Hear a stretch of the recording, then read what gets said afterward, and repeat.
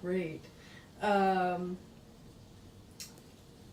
wow. Okay, so the next thing I was going to get into was, well, the next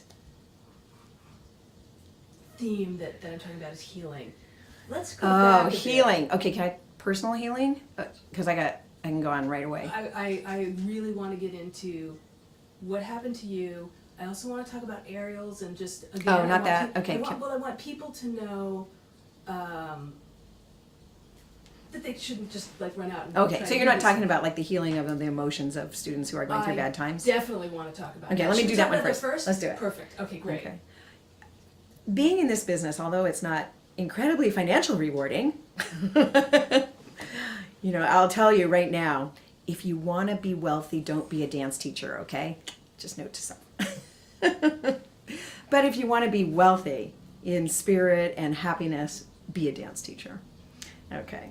So anyway, one of the things that is so rewarding about this, aside from just seeing everybody have a good time, is one by one, I can see that this activity heals people's lives. It's not the activity, it's the community combined with the activity. So the community of people that wrap around this scene is so restorative. I can't even tell you how many students I've had tell me the following. I got off my antidepressants. I lost a lot of weight and feel so much better. I got through the most horrendous breakup I've had in my life. I lost my job and didn't think I was going to survive, and this got me through it. Those are amazing things to hear from swing dancing. Swing dancing? Swing dancing. The community is extraordinarily healing and supportive. Now, I can also say from a personal aspect in that this is so true, because in 2000, 12 years ago, I had an accident with my dance partner Peter. We were practicing our aerials, and we'd done them a million times, and we were just practicing to make sure we had our timing right, and something went wrong, and I ended up falling straight down to my head from 8 feet and breaking my neck in 5 different places and becoming completely paralyzed. So rushed to the hospital, blah, blah, blah, but here I am today moving and dancing and all that. So I got through it. But the point was that I was at death's door, and the swing dance community went like this and lifted me up and held me in their little hands until everything was okay. And I mean, visiting me in the hospital. I had 500, now it would be even more with Facebook and everything, but I had over 500 emails printed out, cut out, and my hospital room was wallpapered. Every day, bouquets of flowers. And it became a joke on the floor at the hospital. Like, okay, just go, take them over there. The windowsill was covered. And it was amazing, just so many people coming. But then, during the recovery, I had to wear this crazy halo thing. Really crazy. We called it the erectus set, or the bird cage, or we had all these nicknames. But anyway, I wasn't allowed to drive. There were a lot of things I could not do because of it. I had to be very careful. And so one of my students drove me to all my classes for 6 months because I couldn't drive. Actually, it was 5 months. And then another, I went to my first swing dance at 3rd Street Swingers where they had the outdoor dance, and they cordoned off an area for me with yellow caution tape for me and one partner, so nobody would bump into me. Because that was the thing, when wearing this, I was allowed to dance and move, but I couldn't be pushed or shoved or anything. I mean, was that the sweetest thing? And then when I was actually in the hospital, they did this thing where they put on these masks, rusty faces. It was really kind of weird. But they did the shim sham, and everybody's got my face on. It was like everybody. And they sent me the video. And they did a big Swing Camp Catalina was going on with 2 weekends, 1,000 people at each weekend, and something like that. And they sent me a big video message and a phone call. I mean, it was incredible. And that was healing. To just have this, it never left. Like I said, they just held me there the whole time. I never felt dropped. So. That's great.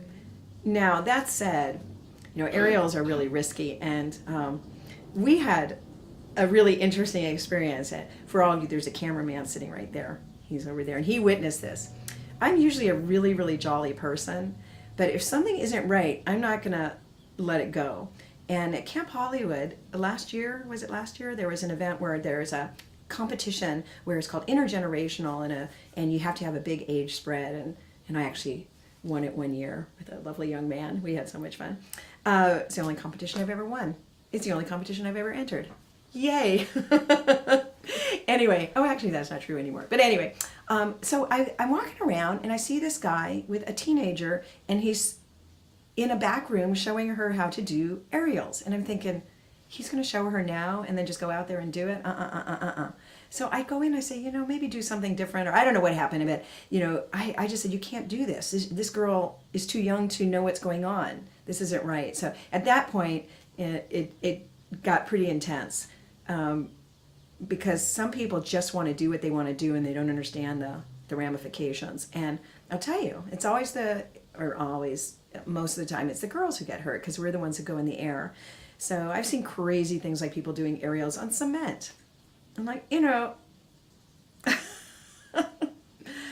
use your brain.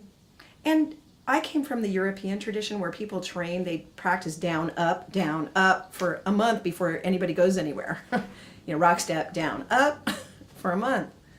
And they warm up for an hour before they even do that. Americans were like, let's try it. We saw it on that movie. It's on YouTube. It kind of goes like this. Crash. Oh, sorry. You okay? Get trainers. Work with trainers. Practice. Spotters. So you had been doing aerials for how long when you got hurt? When this incident happened with me and Peter, I had already been doing aerials. Let's see, that was 2000, and 4 solid years of training and training with trainers. And when I say trainers, I'm talking about world-class Lindy Hop trainers, because I was learning in Europe, and all those European teachers, yeah. And then back here, we were being coached by Natalie and Yuval. They were the top American coaches. This was just a fluke. What happened to us? It was a fluke. We were very well trained, 4 solid years. So this you're going through a move that you've done many, many times, and all of a sudden something goes wrong. Did you know at that moment that what did you think at that moment? It's so interesting when I look back on that day. It's still pretty vivid, right? Of course, I shouldn't say pretty vivid. It's like a movie that can roll over and over again. What I remember is we were practicing, I was saying, well, this is kind of dumb because we're teaching tonight at Susie Q's. It's kind of stupid. I could break my pinky or something, land wrong on my hands and hurt myself. That's kind of silly. It crossed my mind. And then we were doing this thing, 5-10 minutes later, we're just practicing, and suddenly it just went bad. And as I'm diving, I'm supposed to be able to catch his legs, and I realize he's not there. And there's nothing for me to do. There's no time for me to put my hands down, because on this particular move, which is called the front dive, the girl reaches behind her. So the arms were behind me as I was going straight down into the ground. And so I couldn't put my hands down. So I landed on my head from 8 feet straight down. And I heard all this crunching and cracking, and then I couldn't feel my body. So the first thought that went through my mind was that this is really serious. And then the next was, as Peter's looking over me and I can't talk or move or anything, and he runs upstairs to call 911, I think, I'm dying. This is it. This is really weird. I'm dying on Riverside Drive in North Hollywood on a sunny day. Wait a second. Maybe I don't want to go yet. Is there a chance to try to fight for this? And I finally had this moment where I realized that, because I wasn't breathing, I wasn't breathing. I was just lying, like that, because I was paralyzed. And I thought, okay, well, I'm not done yet. I just made a decision I wasn't done with life yet. I thought, this stuff went through my head really, really quickly. I had a lot of trauma in the past year or two, and I was thinking, I've had this great, just real fast, I've had this great life. It's okay to go now. It's fine. I've done this. I've traveled. I've loved. I've lost. I've done all the things that you do in your life. I've contributed to the world. I've done my bit to make it a better place. And then I thought, you know what, though? I don't know what's around the corner in my life, and I'm not done yet. So I said, okay, so do you want to try? Do you want to try to live? And I thought, well, what if you're a quadriplegic? No. What if you're a paraplegic? I could handle that. I think I could handle that. But I don't think I'm going to be a paraplegic. Okay, you want to live? Yeah. Okay, fight. Go, fight. And so I just started fighting. It was this thing that I just said, okay, I'm going to try to breathe. I'm going to do whatever I can right now to come back. And I just started the fight. And that was it. And I just believed from that minute I was going to be okay. And now I have to thank 2 people so much. The paramedic who came told me I was going to be fine. And one of my students who's an orthopedic surgeon came to the hospital and told me I was going to be fine. And the really interesting thing is I later asked this guy, how did you know I was going to be fine? And he said, Rusty, I thought you were going to be toast. I thought you were toast. I thought you were never going to walk again. I thought nothing was going to happen. But I didn't want to tell you that. I wanted to tell you you're going to be fine. And I said, I believed you. So I believed all these people. And so I just had it in my mindset and that I was going to do it. And it was a bear of a fight. I have to say it's the hardest thing I've ever done. Ever. The pain, the excruciating pain that was nonstop for about 3 years and still is with me all the time, but not to that extreme. Being paralyzed, not being, I mean, just, it was living in the hospital and, you know, it was just those first few weeks, unbelievable. Terror, you know, the abject terror and pain just beyond anything you can imagine. And just saying, that's okay, I'll get through this. So.